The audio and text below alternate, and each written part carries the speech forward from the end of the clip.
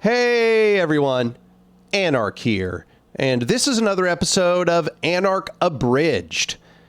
And the topic of today's video is going to be a continuation of the series of lectures I've been doing, which cover my video essays, A Modern Anarchism, Power, and Constructing the Revolution. So what I'm doing here is basically combining all of those insights into one place, but not going quite as in depth. Instead, what I intend to do here is give an overview that will help you understand those works in context. So in that series of lectures, this is part 2. And the topic that I plan to cover in today's video is what are the basic principles of anarchism.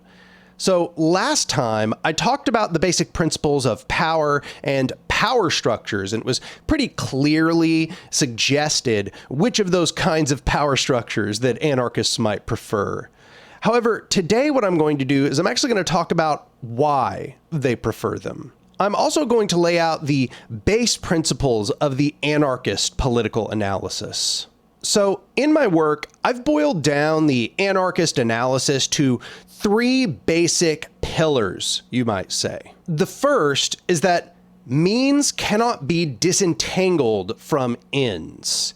This is sometimes called means-ends unity.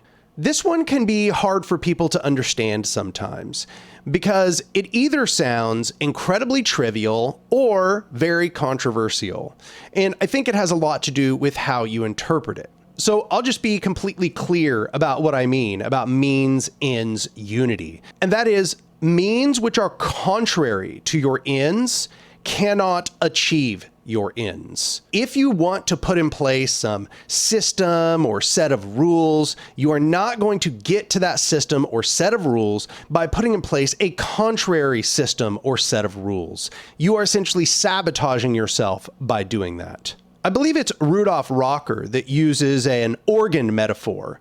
What he says is, just as the functions of the bodily organs of plants and animals cannot be arbitrarily altered, so that, for example, one cannot at will hear with his eyes and see with his ears, so also one cannot at pleasure transform an organ of social oppression into an instrument for the liberation of the oppressed.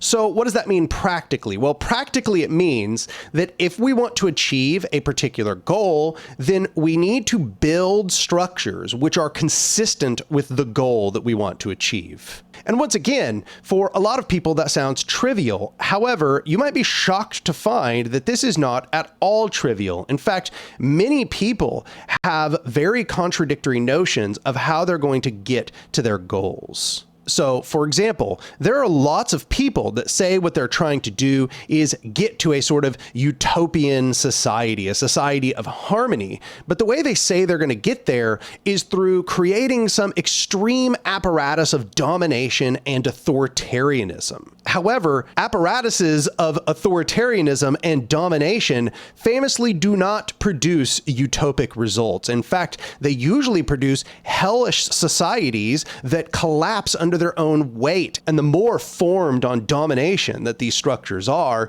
the worse society they seem to produce. We have certainly never seen a society like this move toward a more utopian and horizontal society where people are happy and fulfilled and given good, dignified lives. Instead, what we find is that these societies are predicated very clearly on domination of the people within them.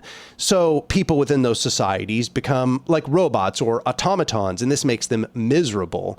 So what the anarchist's trying to say is that you're never going to achieve a liberatory society by using a non-liberatory vehicle. Now, obviously, there are limitations to that. You can't create perfectly the society that you want to see within the here and now. However, the anarchist is arguing that we maximally prefigure that. And we're going to talk about this concept of prefiguration a little bit later when we get to the revolutionary portion of anarchism. The second principle is that hierarchical power begets authoritarianism and domination.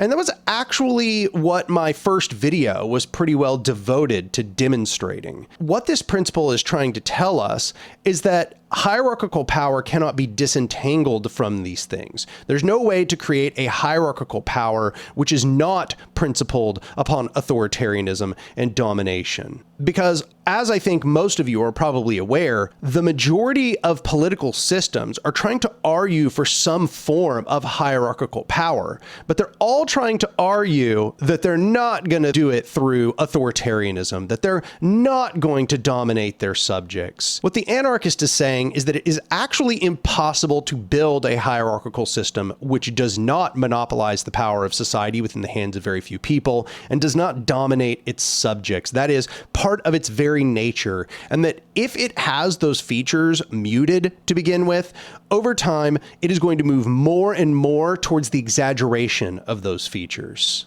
The last of these three principles is that power structures seek to perpetuate themselves. So you can see that all three of these kind of imply one another, but they offer a unique piece to the puzzle. And this one is just meant to point out that power structures are systems, and all systems actually seek to perpetuate themselves. They seek to perpetuate themselves both in time and in space. This is important because it really deeply informs why means-ends unity is taking place.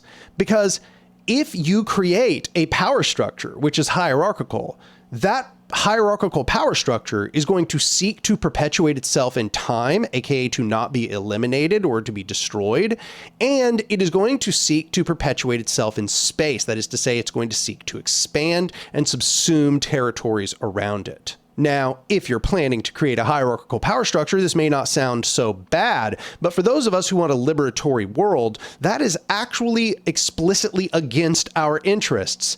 And this is why the anarchists critique the Marxist conception that you can create a sort of despotic state system, and that despotic state system is at some later date somehow going to dismantle or undermine itself. What I'm trying to point out here is that the anarchists reject this from a sheerly systemic analysis perspective. They look at power structures and they say, power structures never seek to dismantle themselves. Power structures never just call it a day and disappear. And I should add on this third one, this is not just a critique of hierarchical power structures. It's actually also a statement that horizontal power structures will also seek to perpetuate themselves. And that's because all viable structures actually do seek to perpetuate themselves in time and space. Horizontal power structures, however, when they perpetuate themselves, it's actually in the interests of the people. It's good that they perpetuate themselves, because as they do so, we are empowered. So I just want to clarify that when I say these are the three pillars of anarchism, I am saying that these are universals to all forms of anarchism. All anarchists believe those three things. In fact, if you look at anarchist literature, it largely amounts to looking at the interplay of those three factors, even though they're never really explicitly stated within anarchist texts. They are always implicitly part of the anarchist analysis. But I start with those sort of three universals because I also intend to get now into specifics. Because even though I contend that all anarchists agree to these three principles, it is not the case that all anarchists therefore draw all the same conclusions. In fact, there are significant differences about how these three principles are applied in practice. So, if we were to try to take a zoological approach to anarchism, we might just try to list every single tendency in anarchism. However, what I'm trying to do is really just understand the broadest categories so we can understand what it is that those categories actually advocate. And what we see is that there is a split between what are called the social anarchists and the individualist or egoist anarchists. Now, this split is somewhat controversial. Some people just claim it does not exist. However, historically, it just factually does exist. These two groupings have even been at odds with one another in an organizational sense. They've even come into open conflict with one another in certain circumstances. However, within these two categories, that's where you get this enormous array of tendencies. Under social anarchism, there's all kinds of different forms of anarchism. You have anarcho-syndicalism, you have anarcho-communism, you have political and economic structures such as participatory economics. Then you have a bunch of sub-tendencies like especifismo and platformism and all kinds of other examples. And within individualist anarchism, there's also a bunch of tendencies. There's egoism, there's insurrectionary anarchism, there's mutualism, there's anarcho-nihilism, and a bunch of other examples. However, I'm not trying to get into the nitty-gritty of all those different tendencies. That's really not what this video is about. We could talk about that for an extended period of time. In fact, probably an enormous array of videos could be made on just that fact. However, what I'm trying to do here is really give you the overview of what these anarchist principles are and what the anarchist analysis is. So I've talked a lot about what that split is. However, I haven't really told you, like, what does it comprise of? Like, what is the split? What are the differences in beliefs between these two categories? There is a lot that could be said about the differences in belief as well as differences in methodology. However, I think it's probably pretty useful to boil it down to a discussion about the values that underlie their analysis. So the social anarchist seeks to build formal, horizontal organizational forms. This is to say, they don't think that we're just going to do it ad hoc. We're not going to just do it on the spot. We're not going to just figure things out whenever it's needed. It's not a world of do as thou wilt. We need to create consistent structures which allow us to coordinate together at various scales. The social anarchist views these formal organizations as being the negation of hierarchical power structures. And as we empower these horizontal power structures, we empower ourselves. The social anarchist believes that both the collective and the individual are important, that they're in feedback with one another, that the individual cannot be considered important without their interaction with the collective, and that the collective is nothing but a combination of individuals. This leads the social anarchist to supporting three very key values. These values are freedom, solidarity, and equality. So let's talk about each of those values separately. This first value, freedom, is about real actualizable action. That is to say, it is the range and extent of power for individuals.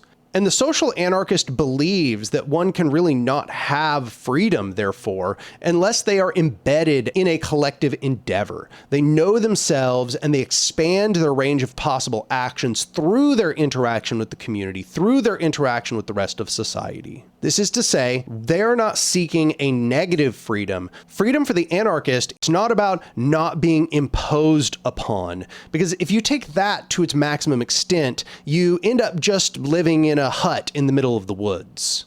No, the anarchist believes that freedom is something that enables, that it is something we gain in our interaction with others.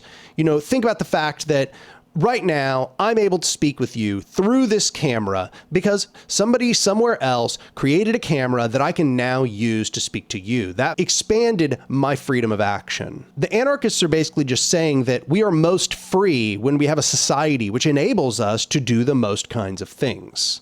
The second one, equality, is often misunderstood. When the anarchists speak about this concept of equality, they're not actually meaning that every single person is perfectly equal, like they all have the exact same capabilities or they're all treated exactly the same. That's not strictly possible. Nobody can really demand that kind of thing be the case. No, what they're talking about is equality of access to structural power. Everybody is able to access and interface with the horizontal power structures of society equally. Nobody can be given any more or less privilege in their ability to interact with these structures than anybody else.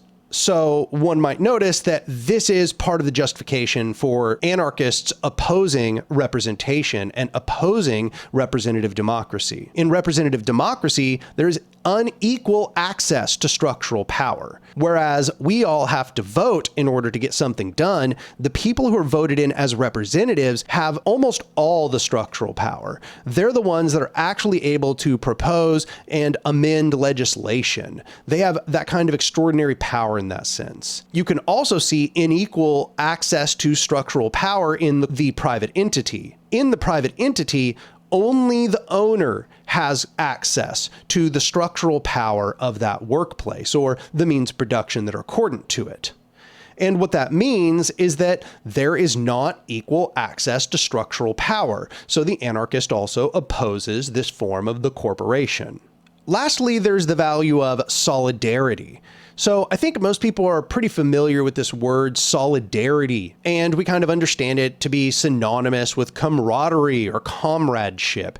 And that's actually pretty close to what's generally meant by anarchists. It actually does mean the bonds of cooperation between people, the recognition of a common struggle that transcends all boundaries.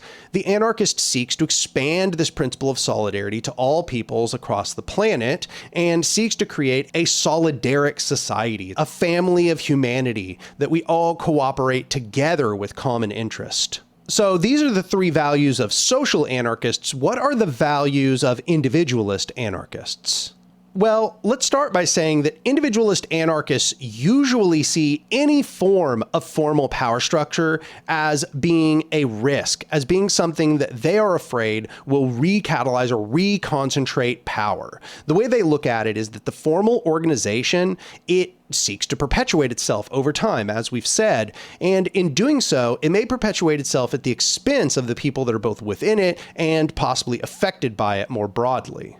They see the formal organization as a sort of trap. They think that these formal horizontal power structures lead to creating entities which act above us and apart from us, even though we ourselves may be the ones controlling these entities. They see this act of coming together to make decisions which everyone has to abide by as a form of self-oppression.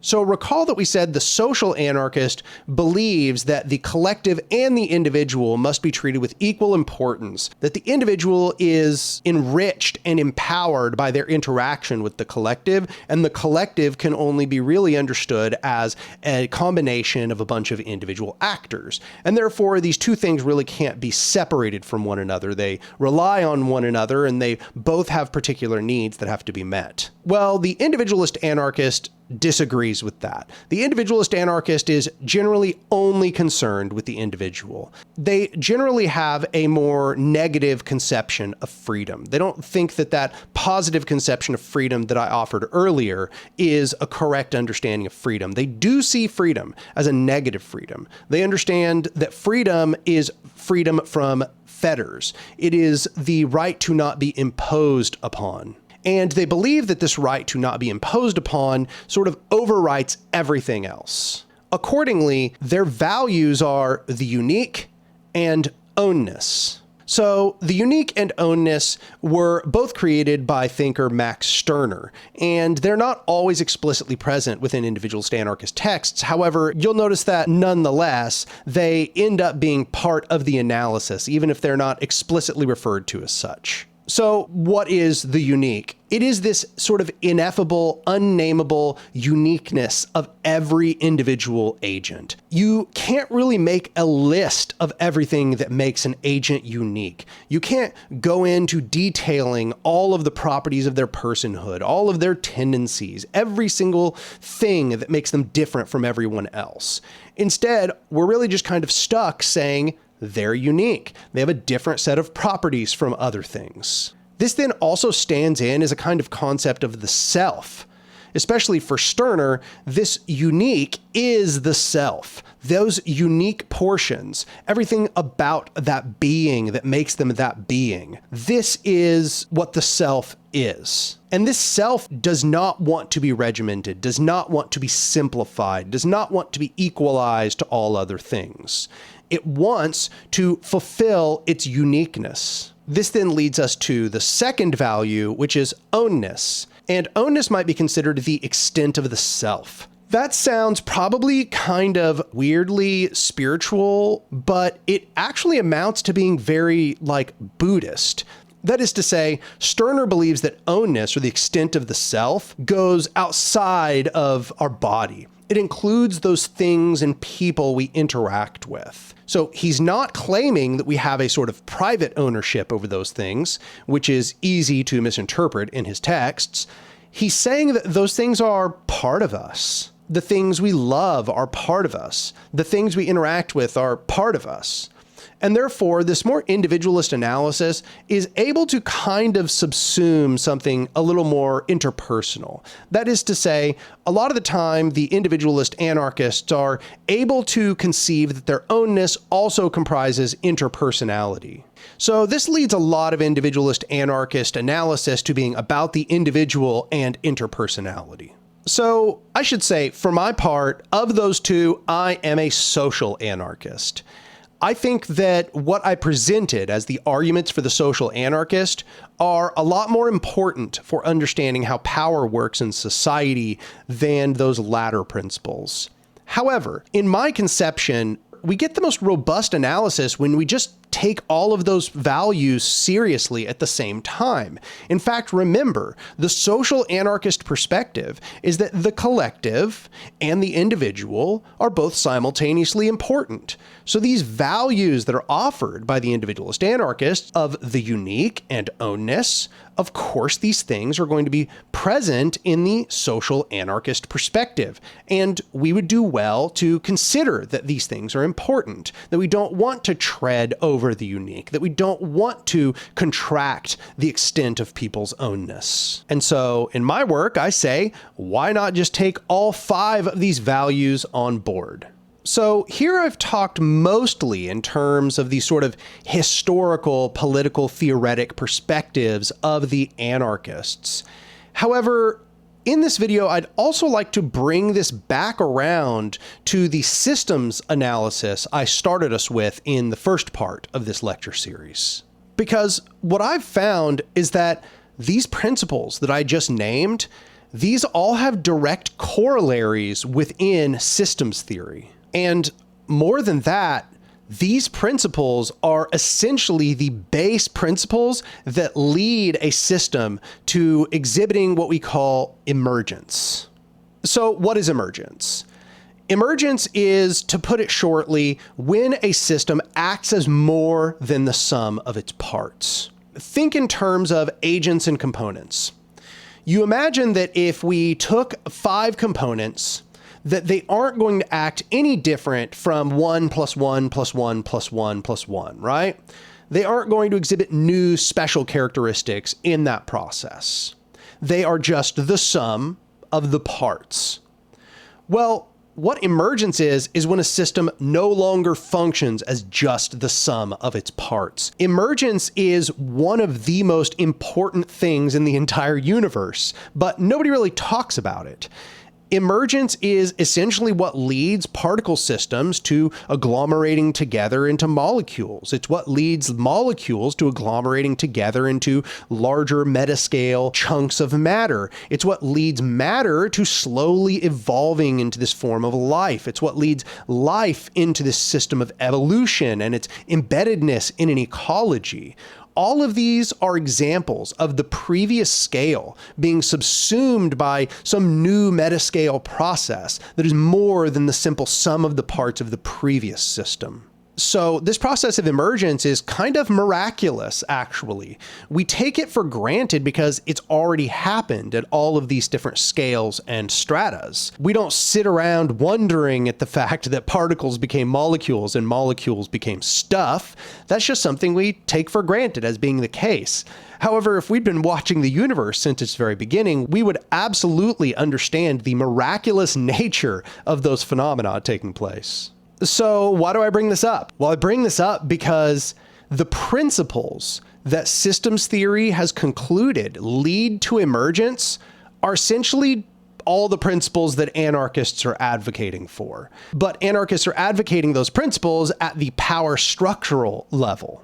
And accordingly, with all processes of emergence, it looks miraculous before it takes place, but afterwards seems commonplace. So what I lay out in A Modern Anarchism Part 2, Anarchy, is how we can now retranslate these old philosophical values in terms of a more systems orientation. These together offer a very good summary of what leads to emergence. Systems which demonstrate emergence are composed of many agents which have largely identical characteristics, but have particular variations which give them unique patterns of interaction. They develop high degrees of interrelation, such that they become coupled with enormous arrays of other agents. These bonds, however, are not so strict as to make the system inflexible, but instead create larger and larger degrees of freedom for both individual agents and the entire system. And this process expands the range of operation for each of these agents through the expansion of the coupled networks they're part of. What I just laid out is essentially all the basic characteristics that lead to emergence in any system. There are some that I didn't include there, which are also important for understanding how we need to move forward in building our power structures, but those 5 values summarize a lot of what is being said in complex systems analysis. Think about it. Equality of structural power, that's all of these agents, all of these components having access to a bunch of other components. And how do they do it? Well, like we say in solidarity, they have strong coupling strength with a bunch of those other components. And what does this lead to? It leads to freedom for the individual components to some degree, but also the entire collective system. All of these components have some sphere of influence they interact with, their ownness, you might say, and they all have their own unique characteristics that they contribute to the overall system. The way I view it is that anarchists were kind of intuitively stumbling onto systems analysis. And I think that's a really important thing to understand, because the anarchist analysis is often considered kind of naive or pie in the sky or utopian, but it actually accords really closely with some of the most robust understandings of how the entire universe works that we have on hand in the scientific fields. So this is why previously I've called an anarchist society or an anarchic society a horizontal society of free association controlled together by the people, both individual and collective freedom to develop our full creative capacities, constituted through equality of structural power and the eternal principle of human solidarity. The condition of existence in which humanity can determine for themselves what sort of future they wish to inhabit, free of direction by some dominator class, instead carried forth by their own motivated wills. So I should note that when I say an anarchist society or an anarchic society, I'm actually not using that synonymously with this word anarchy. So what do I mean by anarchy? Well, in my conception, what I mean by anarchy, and I should tell you that this varies very much depending on the author you're reading, but my conception of anarchy is that it is that emergent order that comes out of building this anarchistic or anarchic society. After you put all of those principles together, after you build the power structures which abide by those principles we've discussed, if that is left to its devices, if it is left to interrelate and develop new functions, over time, it becomes what I call anarchy. Another place where the anarchists are really onto something, and it's something that's also, once again, discussed in system science, is they seem to understand that it's actually really important to conceive of what order and chaos are. Now, I don't know if anarchists have historically done a great job understanding what order and chaos are, but they were intuiting that these were important concepts. So historically, a lot of anarchists used this word order to mean domination. Often order corresponded with things being held in place, stasis. By contrast, chaos just meant spontaneity, nothing necessarily being very predictable, everything just kind of taking place in this piecemeal or ad hoc fashion. This is somewhat related to what order and chaos are in science, but not exactly. So I'll just kind of explain what order and chaos are in science. The theory around what chaos is in science is something that is inspected in the field called chaos theory. So what is chaos? Chaos is when we are not able to make good predictions about a system, okay? It's when, as we try to project our expectations into the future, we cannot successfully project our expectations. The more chaotic a system is, the more that if you have some small uncertainty to start with, it becomes a bigger and bigger uncertainty over time. And if a system is more ordered, this small uncertainty is going to tend not to compound. In that sense, chaos is a lot about taking things as they are now and trying to understand what they're going to be in the future.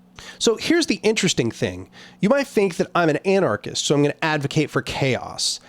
Or you might think that because I'm trying to buck the trend, I'm going to advocate for order. However, I actually think that both of those are the wrong approach. In fact, emergence takes place on what is called the edge of chaos. So it does not take place very far into the regime of order, and it does not take place very far into the regime of chaos. Either of these lead to systems which cannot produce emergence. Chaotic systems are too inconsistent. They can't hold together for long enough to do anything, let alone turn into the foundation for a new strata of functioning. It has to have at least enough consistency that those base functions at the previous scale can now be iterated upon. But likewise, it can't be too ordered. If it's too ordered, it can't change. It's not flexible. Something that's inflexible absolutely cannot produce an emergent order. It absolutely will just function as the sum of its parts. It's something that's very mechanical. So essentially what I point out is that the social anarchists are the ones advocating something that is upon the edge of chaos. Notice that it has enough order, aka it has horizontal power structures, and it does not have too much chaos. That is to say, it hasn't just devolved into individual will and on-the-spot informal power structures. Instead, it has enough order to hold together, but it's also highly flexible insofar as that these horizontal power structures could go in any which way. All this is to say that, as far as I can see, based on the most up-to-date system science, social anarchism is actually giving us a recipe for political power structural emergence. And that is a really important and crucial fact, because it's the only system I've ever seen that is doing so, that is giving us this exact set of characteristics. No other political philosophy that I've ever found mixes these features in precisely the way that social anarchists do. And so what I'm trying to do in my own work is I'm trying to formalize this understanding. I'm trying to say, wow, it looks like we've really stumbled onto something very important here. Now, how do we contextualize this thing we've stumbled on? How do we understand what that means for how we organize?